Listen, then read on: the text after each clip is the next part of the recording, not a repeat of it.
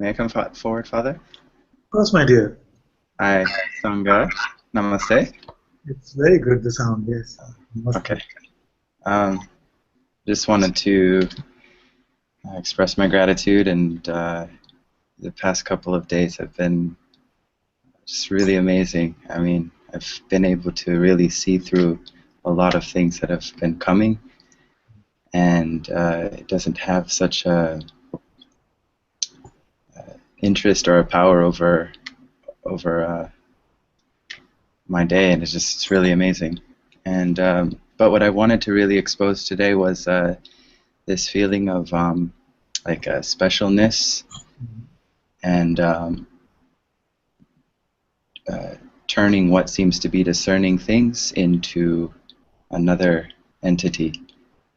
Turning what? Turning what into an turning what awareness into an entity, and saying I know something that somebody else might not know. There's like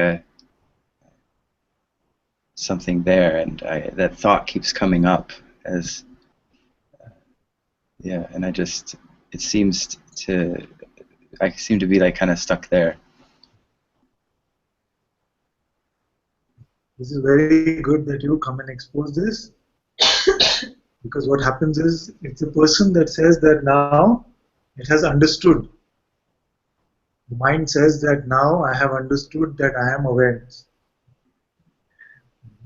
And it's very good that you spot it. Spot this trick. Because many can get stuck in this. Yes, I have now understood. Yeah, it can be like this. And outwardly, it can be that you're being very nice and being humble, but inside you're feeling this thing that yes, I have understood. This I. As long as there's a sense of I, which is separate from the others, then this is the specialness, this is the arrogance which we speak of. And I'm very happy that in your case, so quickly you spotted it and said that. It's been very good last few days. Lots of cleaning up is happening. I see that awareness is here. And when you see this, is it something special really? Is there anything special about awareness? The fact that every being, if asked the question, are you aware now? Will answer in a yes. Every being, whether they are in satsang or not. Even a child will say, yes, I am aware. So awareness is the root of all. And there is nothing special in this. So all that seems to have happened is that consciousness was pretending to be this imagined entity, and now it sees that there is no such imagined entity, and the true I is the witnessing, the pure seeing itself. So the one who makes the discovery knows that this is true for everyone. He does not feel that something special has come true for me, and it is not true for anyone else. Yes. Particularly state of mind, are they or able to turn their attention to their awareness so immediately? If you ask them how you obey now, they may not be able to recognize it. The question, are you aware now, does not seem to attack the identity. You see? Because it is not saying, are you awareness now? We could have said, are you awareness now? But that would have seemed to attack the identity. To say, are you aware now? It's clear for everyone and there is no attack. Which is so the point I was making is that irrespective of where their attention is going and how much they are believing themselves to be a person, the fact is that all is awareness. So even if we continue to be deluded for millions of more lifetimes, does it change awareness? It doesn't. Yeah, So I feel like there's like a strong sense of something trying to find like where to place this I, like where to put it. It's like and all day it's like the inquiry is like stuck on high gear, this is good because and it's you like will. who's asking all of these questions. This is exactly what I mean. That initially it feels like I don't have legs to stand on. It's a state of shakiness. Where do I find myself? Where do I put myself? There is nowhere. And once you become comfortable with this nowhere, then nothing can trouble you. This is what it means when we say, are you happy with this emptiness? Can you just get used to your own emptiness? It is not that your life becomes empty. It's not that the appearances stop.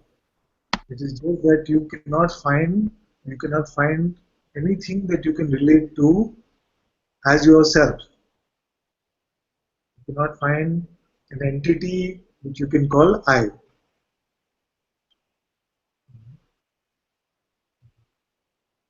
And yet you are. See, because you cannot deny that I am. But you will not find yourself spatially or in time.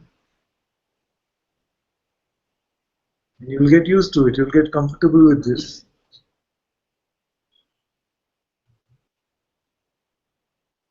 And you will realize that it is in this that I am free from all expectations, all needs, all desires, because I cannot find myself here phenomenally. The part of me is playing in this way. The part which I call consciousness and I am aware of likes to play in this way, in this world, which it seems to be creating. But I cannot truly place myself anywhere inside the world. I am that which is the witnessing of the world.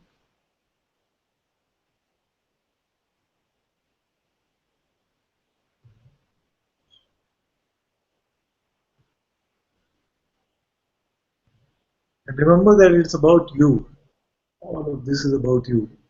We say, oh, but this one doesn't get it, or he thinks he got it, but he still hasn't got it. All this is still judgment coming from here. So use everything which is coming in your appearance just to use as your own inquiry. And our close relationships are meant to do this, are meant to push all these buttons so that whatever identification still remains will be thrown into the fire. Why does it bother you? Because there is some sense of relationship. But is it a relationship that awareness has? Is it a relationship that consciousness has? No, it is still a relationship of the pretend one, of the imagined one. Otherwise, I would be as affected by your relationships as you are. This doesn't happen this way, right? Because there's still a me which says that this is my close relationship. And it is so what can be used to perpetuate the separation is now getting used to perpetuate the oneness. So when life comes and pushes our buttons, don't panic about it. Look at it as an opportunity. It is showing you something that is still hiding something. It's showing you that you want freedom, but also you want freedom with certain conditions. You see? Freedom and also this relationship. Freedom and also this something. And the mind will come and paint some scary pictures. That if you have freedom, does this mean that I won't have relationships? No, not to do with that. So all the play of consciousness continues. Relationships can continue, all roles will continue. But the sense of the separate me playing the role will go. And you will see that naturally all roles are getting fulfilled. Parent role, the partner role, the child role. All these roles are being done by consciousness itself.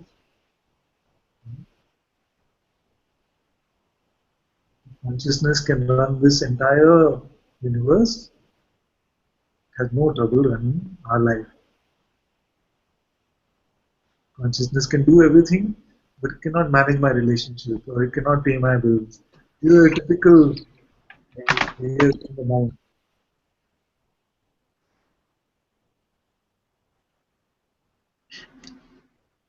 There's something very auspicious about the discovery of what you are, but you cannot say that it is special.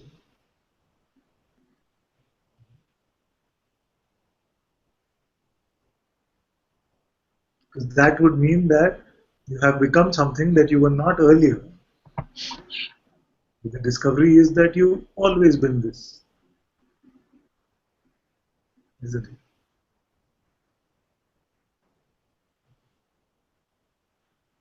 And this one, if you spot this one, now is wearing different clothes. Maybe he's wearing an orange robe or a white robe, saying, I'm now a great enlightened person. In your mind, I'm saying, externally you can wear whatever, it's completely fine. Completely fine. But if it's painting this picture of an enlightened person in your mind, then know that this is another appearance, it's just a visual. There is no such thing as an enlightened person. Enlightenment is freedom from this person idea itself. So who is there to feel special?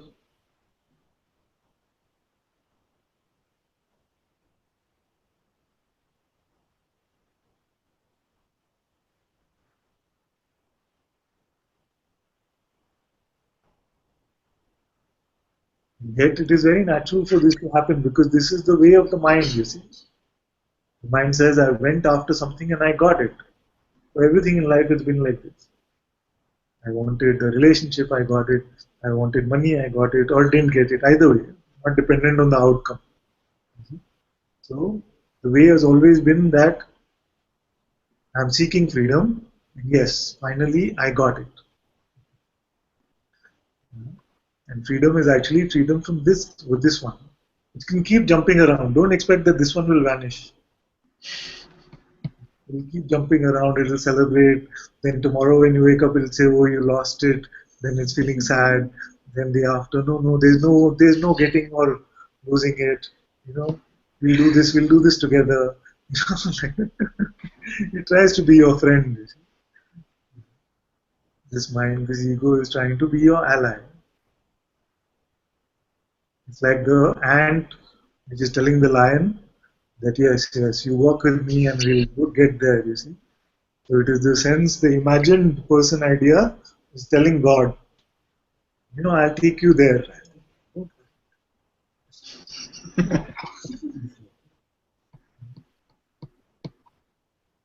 That's why it's very important, this one. And I say, if you want to see God pretending to be a person, just believe your next thought.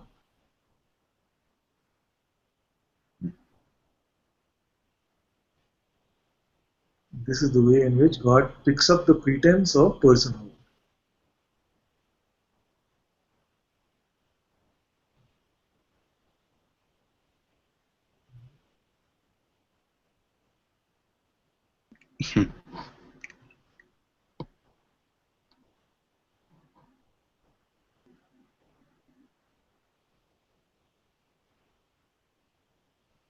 So let those who come in your presence say that we are so blessed by your presence. You're sitting and wondering, what is all this? What's going on? Let it be innocent like that. Don't buy any story about yourself, not even about freedom.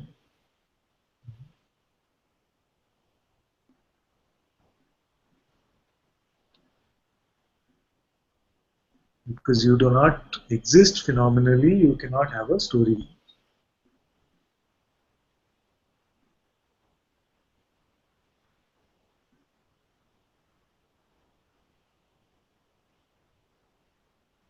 And these stories are the ones which will get you, keep you oscillating between what seems like freedom and delusion. Without a story, it is not possible.